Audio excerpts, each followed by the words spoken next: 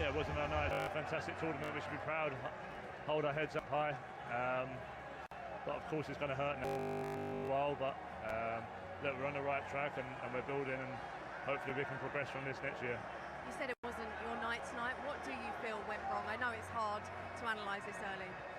Yeah, I mean, we're playing against a very good side. Obviously, we got off to the perfect start. Maybe dropped a little bit too deep. Sometimes when you score that early, it's easy to try and hold on to that. And that's probably what happened. They had a lot of the ball, they had a lot of possession, but to be fair, we looked fairly in control. They didn't create too many chances. And then obviously they got their breakthrough from the set piece, and then after that it would be a 50-50. In extra time we grew into the game, had a few half chances, and then obviously penalties is penalties. We went through our process. The boys done everything they could. It just wasn't our night. We saw you all go over to Marcus Jayden and particularly to Bukayo at the end. What was the message to them, and the way you crowded around them, does that tell us a lot about this group? Yeah, you just got to hold your heads up high, you know. Fantastic tournament. And look, these things can happen. Penalty shootout, you go through your process, you put it where you want to put it, but anyone can miss a penalty. So we win together, we lose together.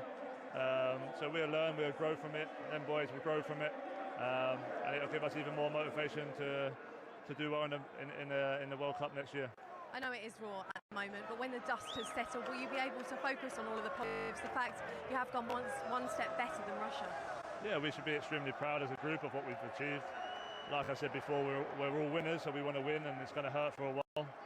And it'll probably hurt for the rest of our careers, but that's football. So, like I said, we progressed well from Russia, and now it's about continuing that. We've got a great squad, loads of young players hungry for more football like this. So that's all we can do is build and learn.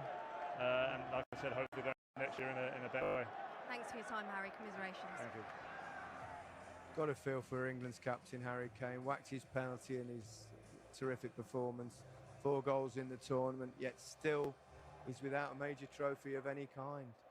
Yeah, and that's, listen, like he says there, you've got to take that on the chin. That's life. This is part and parcel. And I think there's a lot of young players in this team that are going to be able to grow and learn from this. And I remember being told when I'd lost big finals that watch it, remember the feeling, remember that taste. It's not nice. You don't want to feel that again. And then you've got to do, there's a lot of work in behind the scenes, building people back up again. But they've made great strides here. Yeah, they have made huge strides, and we've got to be immensely proud of this team so far. I think in terms of Harry Kane, there's a balance when you're playing as a forward, and we said before the game that his game tonight, particularly in the first half, he was causing them problems because he was coming deep. Never saw him in the second. He didn't have one touch the whole game in the 18-yard box. The whole game in the 18-yard box. So it's finding the balance to say, yes, okay, we're going to ask questions of you. Do you want to come out and draw the defenders out like we wanted him to do? But in terms of being a threat, which is where he should be, he didn't have a shot. So it's been a really tough night for him. And I haven't said that, he is against 2 giants at the back in Bonucci. Is that down to him, or is he being asked to do that job, though? That's the difference. No, because that's what we said before the game, that can cause them problems, and it did in the first half, because we were getting runners off them in behind and attacking the space. But there's a balance. You've also got to say, okay, well, that's fine, me doing that, but what I'm best at is getting into the box and getting on the end of crosses, and he didn't have one touch in the 18-yard box. I understand what you say, that's what he's best at, and we all sit in here frustrated. We wanted him in the box more. But if you're being asked by a manager to do something, I was better on the ball, coming out of the ball when I was a younger player. Sven said to me, don't run out or you won't play. I was running out of the ball. But what I'm saying is that when you're asked by a manager to do something, no, but he's experienced enough to know now that he's one of the best centre forwards in the world.